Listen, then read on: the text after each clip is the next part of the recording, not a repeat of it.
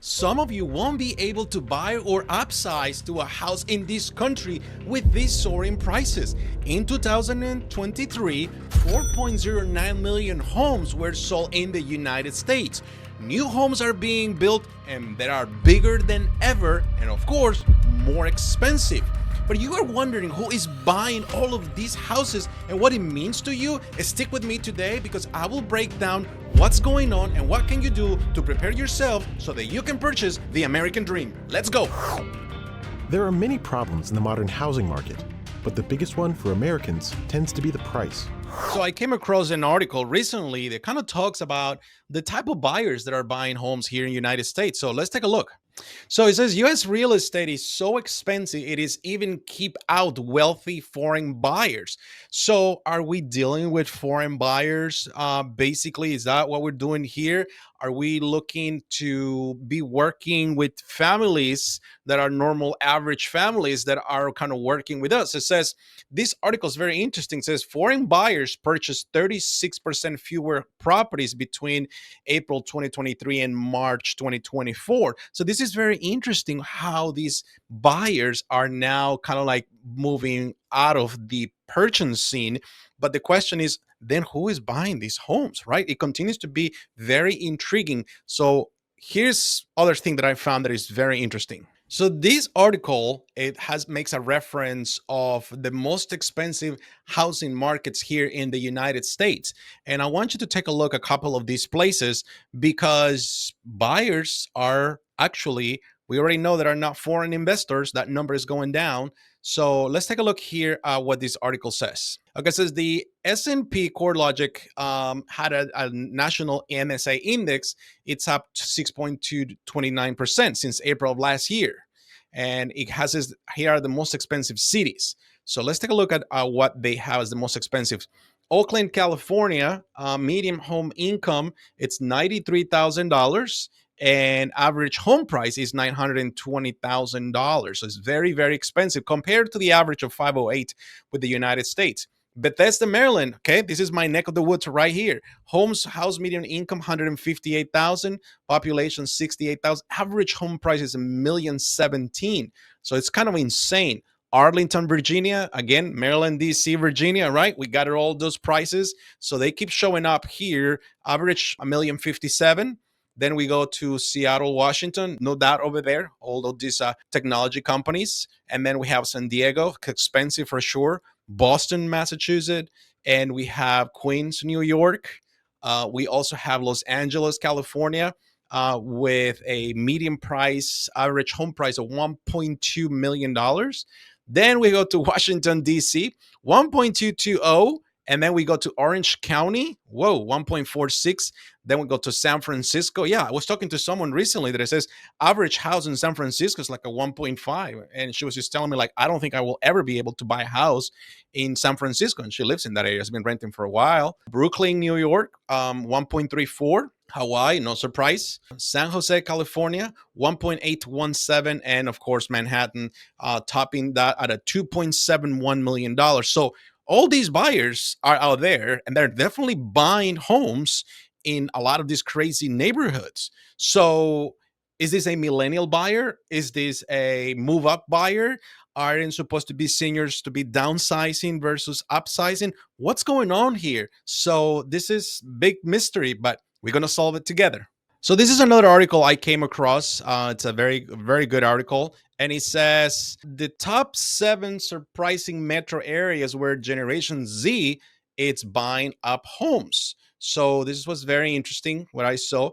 And I came to these top cities. So we have Jacksonville, North Carolina, Elkhart, Indiana, Lima, Ohio, Waterloo, Iowa, Cumberland, Maryland. Wow. Watertown, New York, St. Joseph, Montana, Hinesville, Georgia, Dubuque, Iowa, and St. Cloud, Minnesota. So these are areas where the Gen Z are now buying these type of properties. So we have a lot of pressure in the market, and now we're starting to see that it is our own internal people, Americans, the ones that are buying. But how come other Americans cannot buy these type of properties? How come the average family it's prohibited to buy a property in my area, for example, here Montgomery County? Nowadays, the average property to enter into a property here in Montgomery County, you're probably looking to spend $500,000 for a townhouse. It's not even a single family home; it's a townhouse. So it's definitely it's outrageous, but buyers keep buying, and as long as there are buyers out there, there is always going to be a good seller's market. Here's another twist I want to give you is a lot of these buyers are also going to be investors, big corporations that are buying real estate. So this article from Bankrate says 42% of aspiring homeowners already cannot afford a down payment. And this gives you a little bit of like an idea of, it says, principal writer to Bankrate, it says most real estate investors are small players. Institutional investors, on the other hand, buy homes at a much larger scale. So, how inventory affects the housing market? Because the sheer size and deep pockets, institutional real estate investors can have a massive impact on home inventory on both local and a national scale. So that just gives you an idea of what are these people buying for all these things. So overall reasons that it says, we ask why, if any of the following are reasons you don't currently own a home.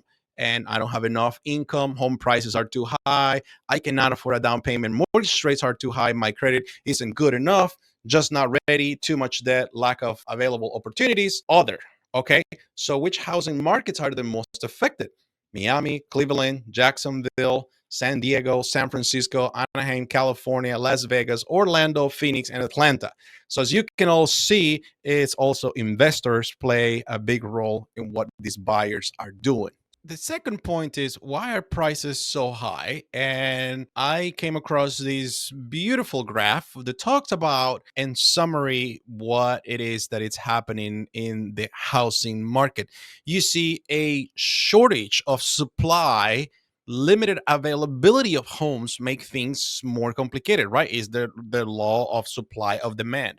This graph right here has it's available since 1965. It has a beautiful highlight of everything that has happened, all the peaks and valleys of the real estate market. So if we go and look at what happened in 2005, all the way from 5 all the way to 2009, you see all of the different things that happen in pricing. And I look at what happens here. There is a small correction of supply and demand. And of course, we went through all of the recovery from 2011 all the way to COVID. Then we have COVID that hits right here. And look at all this now, this increase. Thankfully, the increase didn't go as high as expected, but that doesn't mean it didn't create a lot of headaches for a lot of people. As a matter of fact, a lot of the people that I work with that like to flip homes, they're saying their cost of materials go up by 50%, in some cases 75%. So you're telling me that a piece of drywall that it used to cost probably $5 before COVID, now it's probably costing you $7.50 to $8. So if you translate all that, in essence, you're going to have homes that are extremely expensive. But at the same time, you also have these builders that continue to put homes together, and you're wondering how the builders somehow can kind of keep maintaining the prices a little bit low. Keep in mind that some of these builders bought this land before 2020.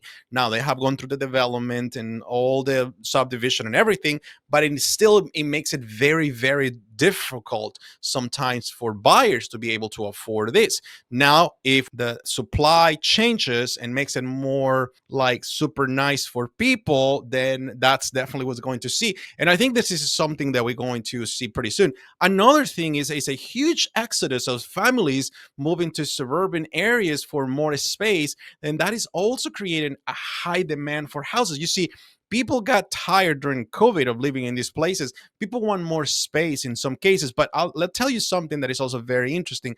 Families are also applying for vertical buildings. They are going through vertical buildings, not no longer bigger homes. They want vertical buildings in the area. So who's buying these homes? We kind of have an idea, but we'll continue to explore our next point. This leads me to point number 3, the future of home buying for individuals, families, couples like yours. So the affordability challenges that we're going to face are for a lot of these families is going to be very interesting.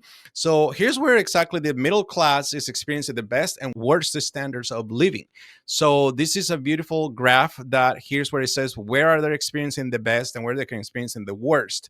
A new analysis looks at the share of income that has left a middle and working class Americans pay for their basic costs in 50 big US cities. Working households in San Jose and Austin have the best standard of living with about 25% of income left after essential expenses. As you can see right here in this graph, you're having a where the core middle class families of this country are actually having to make very drastic changes and where in what areas these people should be relocating. So you have the case where people were coming from California relocating to Texas and going to Florida. What they didn't take into consideration is the insurance in those places because they're close to the water, flooding areas. Those insurance costs now are skyrocketing, making things a little bit more difficult for these families. So all those things are you have to really keep in mind. This is not making this easier for people. Also, the younger generations having a whole different outlook of their future. Some of them are postponing having kids, so that may slow down the need to buy a bigger house. Some of them are moving back with their older parents, older adults moving back with their parents because they cannot afford to purchase a house. So all of these things are having a whole different impact, and that is changing certain things for certain demographics. The job market, it's a big shift. You have a lot of things in the news nowadays with companies letting people go because they have way too many people for what it is. Boeing, credit card companies, banks, Amazon, technology companies that are making drastic cuts that's going to force some of these demographics shifts to take. And of course, you also have a big change when it comes to real estate taxes that are going up for most of the American families nowadays. This is from CoreLogic that it says property taxes balloon after exuberant pandemic era home prices gains. US median single family homes property taxes have risen by more than 25% since 2019. And let's be honest, right? Our counties, our cities, municipalities, they want the taxes because they need it. They already made budgets, they already spent the money thinking of how much they're going to increase their taxes. So this is just kind of like crazy. It says among reassessed properties, median property taxes in 2023 were about 2940 $2,943, up by 612 or 26% increase since 2016. So this kind of shows you the average 2023. It's the mustard color, 2019 is the green, and now's the difference that you have about 23% difference when it comes to all properties with reassessment during the tax year and with no reassessment. So that's definitely a pretty nice increase that you have. It says, I look at annual property tax and cost by state. So this gives you a breakdown of the cost of taxes by state, which again makes things very difficult for a lot of families to continue to afford real estate. And here's my final point: how to prepare for the changing market. So financial planning is key to compete with these buyers. You got to make sure you're securing a good financing and be prepared for this, meaning make sure your taxes are all in place, your down payment is all secure. If you're receiving gift funds from parents, relatives that are already, if you're going to be pulling money out from your retirement, you have done all the paperwork. So that way you have everything that it needs to be done. Very important that you not only get pre-qualified, but you actually get pre-approved. And many lenders don't like to do a pre-approval because there is no guarantee business for them. But I always tell people that a pre-approval, it puts you a step closer to acceptance of an offer. So that is the most important thing.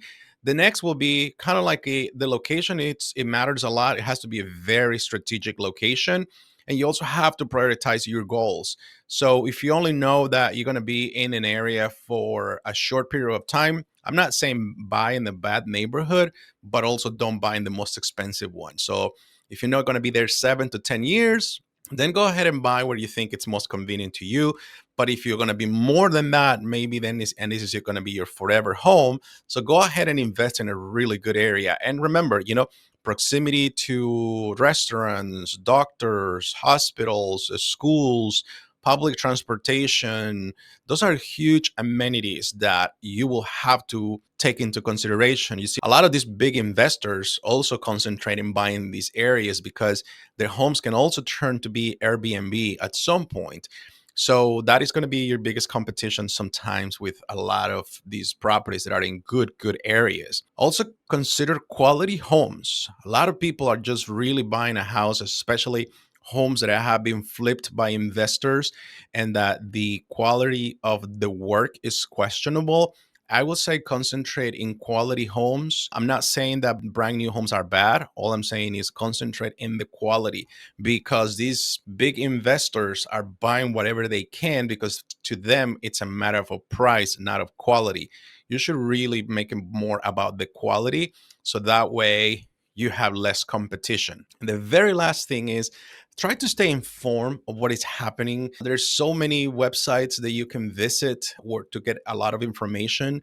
There are also a lot of local websites. You can do Google alerts for any specific neighborhood and area or school that you want to be in. So just really look at what's going on with the market trends. Interest rates also play a very important role when it comes to buying and selling a piece of real estate. So always buy in a good desirable area so that resale value is going to be good. And remember, any challenges a house has right now, like back into a highway, sitting on a busy road, double yellow line, and things of that nature, like a lot of noise. Those are going to be things that a house is going to stay with forever and ever.